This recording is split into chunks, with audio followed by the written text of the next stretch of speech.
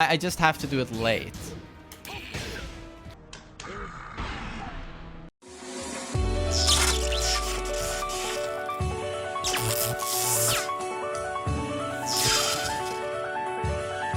Hello everyone on YouTube, TheMainManSWE here, hoping you're all doing awesome as always. I'm recording a dragon...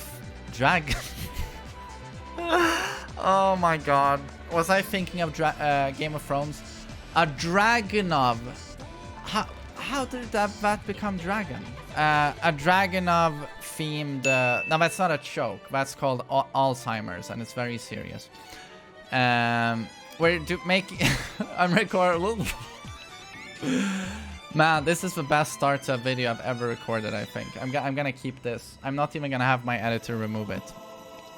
So, a Dragunov themed video. It's pretty interesting. A viewer of mine, and I love the fact that my music player randomed Snow Castle from Dark Resurrection. It's very fitting. That was his first game.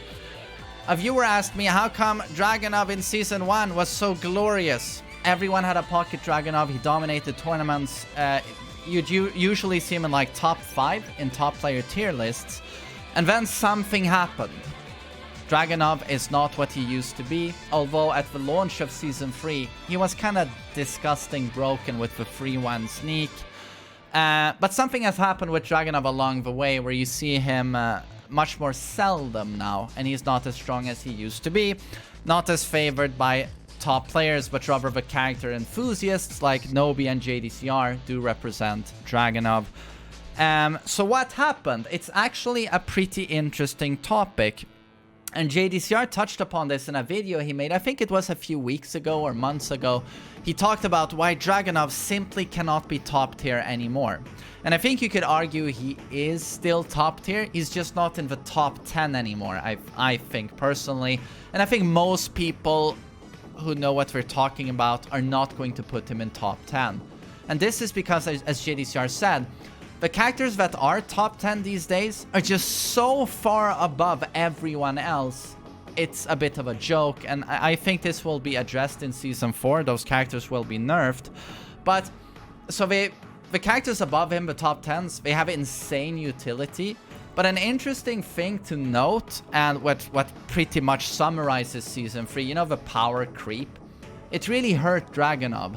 Dragunov was not buffed. Everyone else was in the top tier level of this game. And just looking at wall travel and damage is interesting, because he used to have like pretty damn good and, you know, far above average damage and combo utility.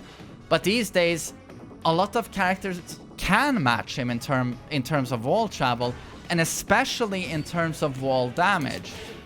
A lot of people don't, you know it, but his wall damage is actually very low. His wall combo does 19 damage. You'll see most pro players go for this one. It gives really good Oki, but it only does 19 damage. When you look at the characters in, you know, the top 10, it's quite often it's up to like 25. Paul 27. Julia 34. You know, it really, really hurts. But the wall travel is pretty damn good. But it's just that his combo utility, it's just like Heihachi. You know, they used to have an identity around far above average combo utility, not so much with Season 3. And then something that also happened in Season 3 was that suddenly they were giving out new punishers to a lot of characters, especially the top 10s. A lot of characters got a dedicated 13 frame standing punisher. Dragunov did not get that, and that hurts him. But what really hurts him is that a lot of characters got new while standing 13 frame punishers. And when your go too low is down 2, that's minus 13, that's a big, big problem. And he actually lacks a low that's only minus 12. All of his lows are at least minus 13. So this was very problematic for Dragunov. And Dragunov also lacks, you know, knockdown lows. Big momentum building lows, you know, for a big comeback. Big unseeable knockdown lows. All he has is down 2. For 17 damage, and yeah, if that's blocked, More characters than ever now are going to make it hurt. And we can keep talking about the down 2. In Season 1, Dragunov was amazing. He had, just like in Tag 2, he had the down 2 that was neutral, as you can see on hit, but it forced crouch. When that hit the opponent, you know, they went down on their knee, and they could not sidestep. They couldn't move. Whereas now, of course, they can sidestep. They can do whatever they want. This is a big problem for Dragunov, and it was a big nerf to one of his absolute most important moves. Absolutely most important moves. He's mostly built around while running 2 and down 2. These are like truly key moves for him. And back 1+2, down forward 1, etc. But he's seen 2 of his most important tools take very big nerfs. Again, down 2 does not force crouch anymore, meaning the opponent can sidestep. Really bad for Dragunov. And then the while running 2 used to be very, very hard to sidestep, but with Season 3, they nerfed the tracking of that move quite a bit. So it's still not super easy to sidestep, but it's much more steppable than it used to be. So for example, I can record this. Especially sidestep left is very effective here. I'm recording for YouTube.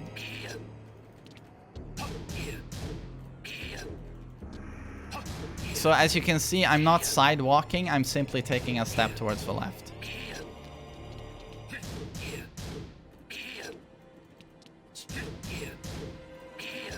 You can step this right as well, but it's trickier. This used to be very hard to do. This used to be very hard to step, but they removed a good chunk of the tracking in Season 3. So this was one of the honestly biggest nerfs with Season 3, and it was a sneak nerf. Is that what it's called? You couldn't find this in the patch notes. It was actually not mentioned in the patch notes, but stealth nerf, thank you. I'm thinking of 3-1 sneak, the sneak stance. A stealth nerf. So this was something Dragunov players discovered very quickly. But oh my god, suddenly, you know, you're playing matches and your while running 2 is stepped all of the time suddenly. That's a really, really big deal. I can't stress enough how important that move is for Dragunov, because Dragunov is all about being close to the opponent and stressing with close quarters combat. Back 1+2 lacks in range. Down forward 1, not that much of range. You want to get in close, stress with the command throws, which are of course close quarters. All of these tools. So while running 2 is your way in. He glues onto the opponent like an unstoppable train, you know. Go in like this, +6 on block, and you start doing the Dragunov thing. Pressure the opponent up close. So when your go-to move to get in on the opponent while running 2 is nerfed, that's a big problem. And add the down 2 to that, it gets compounded. The 2 most important moves take big hits. The other characters, you know, especially the top 10s, they move upwards. Dragunov has been moving downwards. And then it's worth mentioning that still, many of his key moves, like down forward 4 and while running 2, have very high mid hitboxes. Again, in Tekken, there's no such thing as a standardized mid hitbox, high hitbox, low hitbox. All of the mid moves have their own individual hitboxes. So a really fun way of looking at this is... I demonstrated this earlier, but we can do it again. I'll pick Heihachi, because Heihachi's forward 4-2 has some funny crushing. It can actually evade some mids. But it's quite reliable on Dragunov's down forward 4 and while running 2, because the hitboxes are so bad.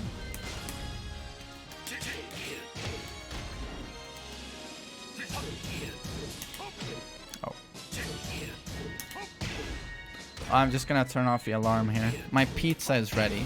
But as you can see,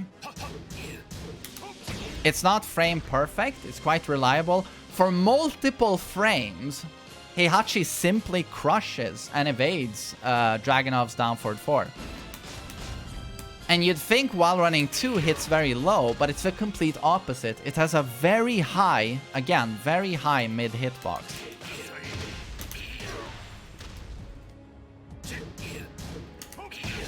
Okay, I gotta be a bit slower here.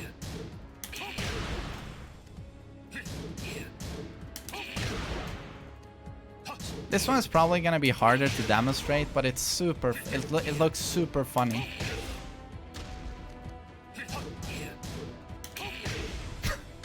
Okay, I just have to do it late. But you have no idea how many times I've had that happen versus Dragunov players when I've played Heihachi. That we're doing while running 2 and my 4-4-2 just goes under. So this is a very sensitive topic for Dragunov players, high level ones. They desperately want to see the while running 2 hitbox altered so it hits lower. And same for his down forward 4. They really want to see this fixed. And overall, I mean, these are the biggest problems, but overall also in his character design, he has these obvious flaws in that while running 2 is a great counter tool, down 2 as well, but he doesn't really have anything like very fast... Sorry. A very fast, easy to do mid counter hit launcher. He just doesn't have anything like that. You have forward 4, but that's insanely slow. I think it comes out at like 26 frames. Oh, sorry. While running 2 does not hit grounded. As you can see, 26 frames. While running 2 is locked behind execution. You do have 1-2-1, which is a great 10-frame counter tool, but it's very hard to hit confirm. It's completely overshadowed by Julia's 1-1-1, which is super easy to hit confirm. To be honest, the entire character of Dragunov is overshadowed by Julia, but so are a lot of characters. And also a big problem is that in Tekken 7, comeback potential with Rage is a pretty big deal. And this often involves doing unseeable lows that knock down. You know, like Kazuya, Hell Sweep, Marduk, you know, Hell Sweep, you know. That's usually how you go for a comeback. And Dragunov just doesn't have that. The Snake Edge is not gonna cut it because it comes out at 27 frames. And you have to be so close. And also the lack of counter tools is also going to compound on this issue. So yeah, I hope for all of those reasons you understand why Dragunov is not the go-to character anymore for a lot of pros, and just so overshadowed by many of the new guest characters, well, DLC characters we've received, you know, with Season 2, Season 3. Yeah. I think that about explains the story of Dragunov, the fall of Dragunov. But I'm not trying to make it sound like Dragunov is useless. He's really good. He's actually very balanced. It's just that the characters above him, the top 10s, should be nerfed. It's like Julia. You shouldn't have enormous wall travel, enormous damage, and then, you know, the best wall carry in the game combined with the best wall damage in the game. It's actually kind of interesting how Dragunov is kind of balanced in this way. Jesus. He's kind of balanced in the way that he has some of the best wall travel, but due to having so strong wall travel, his wall damage is kind of weak. Isn't that a kind of a nice way to balance things? Can demonstrate the wall travel here. So you can see it is quite strong. Should I get this launcher, you know, I get enormous damage and even better wall travel. But it's very rare to hit that launcher. It's very unsafe as well. But yeah, I mean, this is not realistic considering I don't think you'll hit this launcher too often, and it's very risky. Maybe we can do down for 2.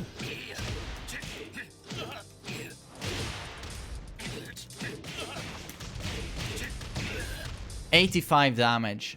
So as you saw, wall travel, excellent. Damage, not so much. I mean, in Season 3, it's quite typical that the good characters do like 95 damage.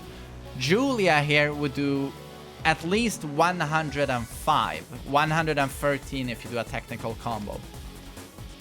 So that's what? 30 plus damage and better Oki.